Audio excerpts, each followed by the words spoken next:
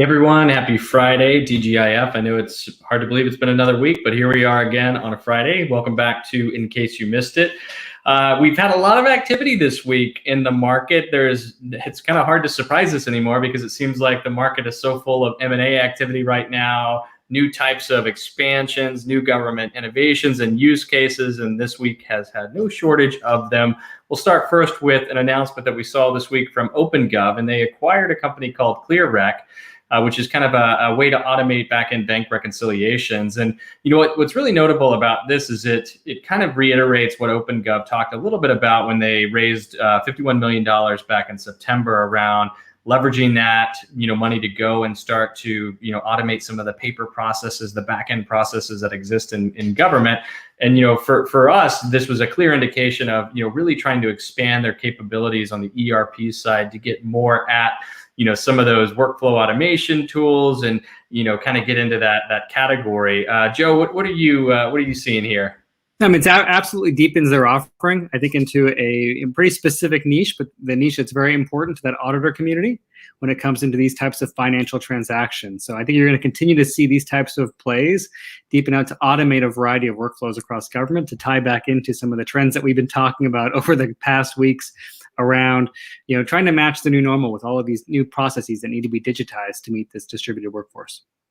And speaking of the new normal, I know that you were a part of a new report that was released on AI. Tell us a little bit about this. Yeah, this is in partnership with the National Association of State Chief Information Officers and IBM. We revisited and followed up our 2019 study on state-level adoption of AI. This go-around, a lot more optimism around the state CIO community and line of business leaders around the impact that AI can have to their operations. And you're starting to see things like robotic process automation move up the list in terms of a technology that a year ago was kind of looked at as really, truly emerging, that now may be having its moment in time. And whether you look at our survey or the other surveys that were released at the NASCIO event this week, you will see that AI has crept up the priority list. But 76% of states have deployed chatbots in direct response to this pandemic.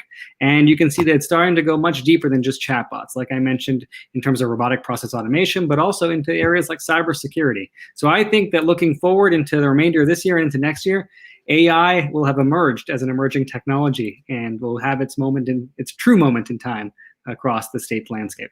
Yeah, definitely. It's great to see it's become more mission critical and no longer just that fluffy concept that we've talked about.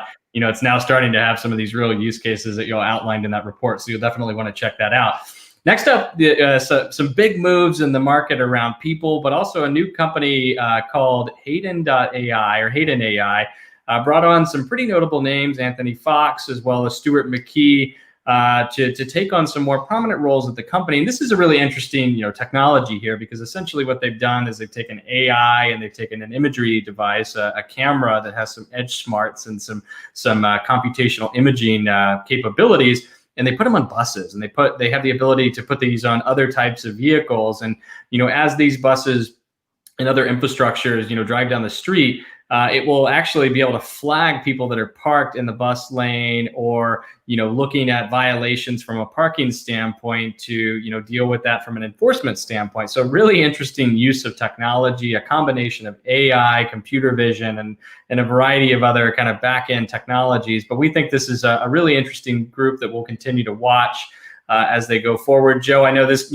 kind of on the heels of your AI report, this is another, validation and use case of that's emerged, this year. Yeah, absolutely. I mean, an opportunity to keep people safe by putting cameras on vehicles like the municipal buses is a big deal. And I think these two hires are also a big deal. Both industry veterans, Stuart McKee in particular, someone that's we've known for quite some time, is extremely well respected in the state and local arena, but as a rich history, both as a former state CIO, but also as an industry leader, both in the areas of public safety and across state and local. So I look forward to watching what Hayden AI does with those two at the helm.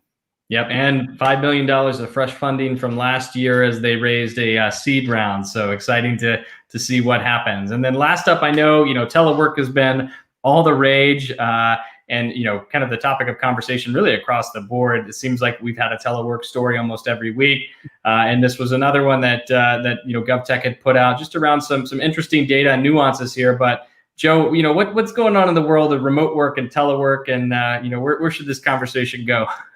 It's certainly the hot topic, like you said. Every event panel that we do seems to have a remote work element to it. I think the conversation has shifted from a couple different ways. One is getting the employees to work was phase one. Now we're starting to see, exactly like the article says, can we securely work in the virtual office? And secure means, yes, cybersecurity, but also around privacy concerns as well. We're starting to see some of those emerge, right? Government leaders, particularly those at the front lines of human services, at just one example, handle a lot of sensitive information. And we know that we are in the era of data privacy. We are in the era of handling a lot of information, and there's a variety of protocols that dictate that, but there's also things that are evolving. We saw the same thing in that AI report we just mentioned. What does it mean when a chatbot handles sensitive information? Where does it go? How does it maintain its security and sensitivity?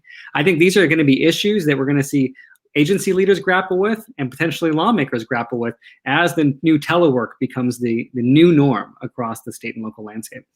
Yeah, and there's so many policy issues, as you mentioned, and even things like HIPAA compliance that agencies need to start to innovate around. What happens when you're doing a social service interview talking about HIPAA-related data and an employee has their children present or other things. And so there's a lot of innovation that will have to happen from a regulatory standpoint to ensure that we design new systems of work to take advantage of this new medium, but that also stay compliant.